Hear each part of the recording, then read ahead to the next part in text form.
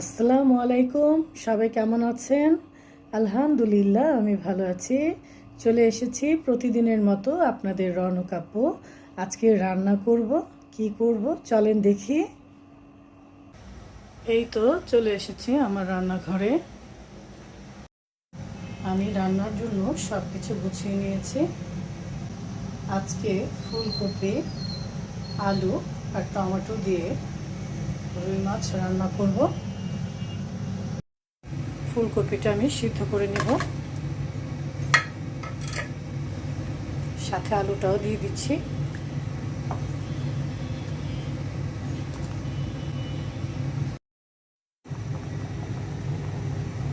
ফুলকপি আর আলুর মধ্যে একটু হলুদ দিয়ে দিচ্ছি আর লবণ। মাছটা আমি হলুদ আর মরিচ দিয়ে মাখিয়ে নেব। হলুদ দিয়ে দিচ্ছি শুকনো মরিচের ফাঁকি আর লবণ। ফুলকপি আর আলুটা সিদ্ধ হয়ে গেছে, এখন আমি উঠিয়ে নিচ্ছি।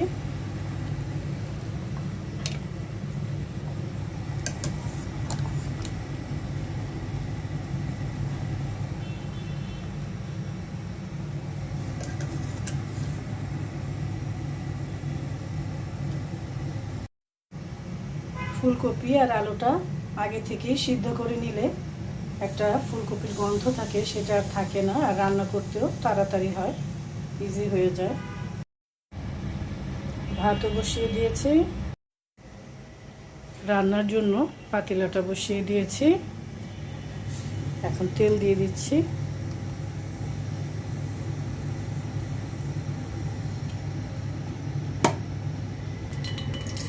মাছটা দিয়ে দিচ্ছি।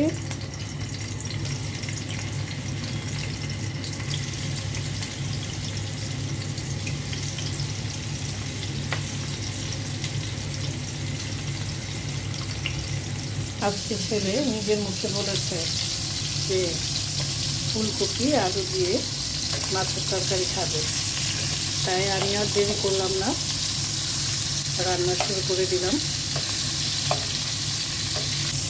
মাছটা হালকা করে ভেজে নিলাম, এখন উঠিয়ে নিচ্ছি।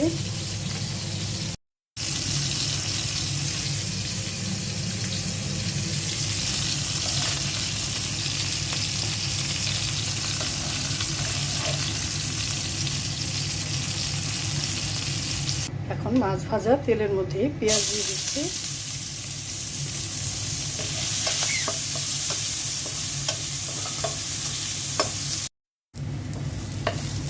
পেঁয়াজটা হালকা ভেজে নিলাম, এখন মশলা দিয়ে দিব। প্রথমে আদা রসুনের পেস্ট দিয়ে দিচ্ছি, ধনিয়া ফাঁকি দিয়ে দিচ্ছি, হলুদ ফাঁকি, শুকনো মরিচের ফাঁকি, জিরে ফাঁকি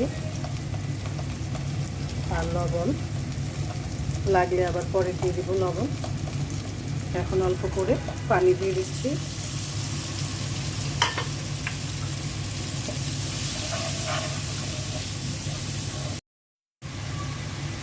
মশলাটা কষিয়ে নিলাম, এখন টমেটোটা দিয়ে দিচ্ছি।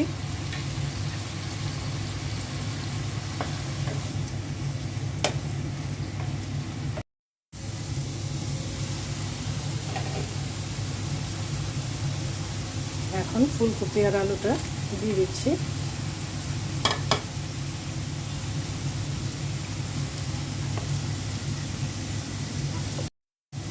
দিয়ে দিচ্ছি মাছ।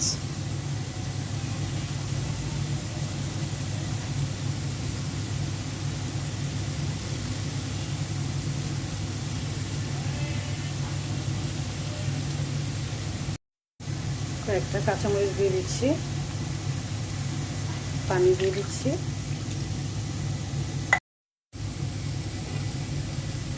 ঢেকে দিচ্ছি। পাতাকপিও ভেজে নিচ্ছি।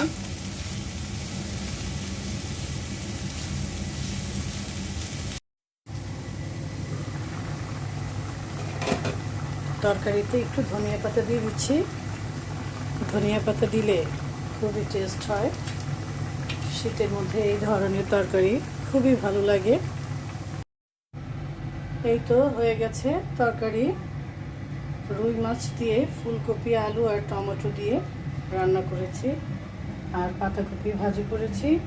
গরম গরম ভাতের সাথে খেতে কিন্তু দারুণ লাগবে। সবাই ভালো থাকবেন, সুস্থ থাকবেন। আল্লাহ হাফেজ।